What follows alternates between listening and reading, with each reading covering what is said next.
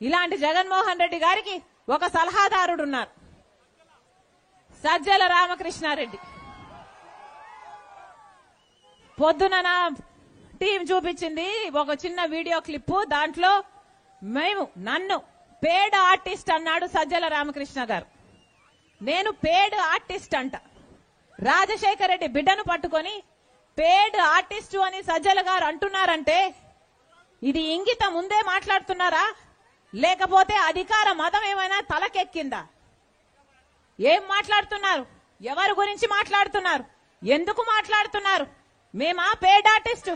మీరు మీ కొడుకు పేమెంట్ తీసుకొని కదా సోషల్ మీడియాలో నన్ను సునీతను నానా రకాలుగా హింసించింది, ఎన్ని రకాలుగా బెదిరించారు.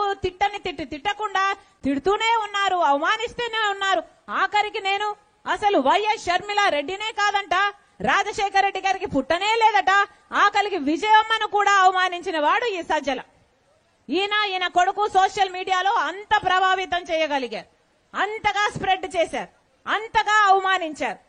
అలాంటిది ఈరోజు సజ్జల గారు ఇంత ఘోరంగా మాట్లాడుతుంటే ఈయన జగన్మోహన్ రెడ్డి గారికి సలహాదారుడుగా ఉన్నారంటే ఇది జగన్మోహన్ రెడ్డి గారు చేసిన కర్మ కాకపోతే ఇక ఏమిటి అని అడుగుతున్నా. సజ్జల గారికి చెప్తున్నా, నోరుంది కదా అని పారేసుకోకండి. ప్రజలు గమనిస్తున్నారు, బుద్ధి చెప్పాల్సినప్పుడు బుద్ధి చెప్తారు. అంతేకాదు మమ్మల్ని పేడ్ ఆర్టిస్ట్ అంటున్నారే, మీ ఇంట్లో ఆడవాళ్లు లేరా?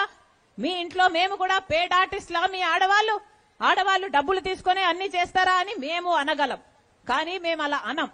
ఎందుకంటే మాకు సంస్కారం ఉంది కాబట్టి. మరొకసారి చెప్తున్నా, జగన్మోహన్ రెడ్డి గారిని జై జగన్ జై జగన్ అంటున్నారే,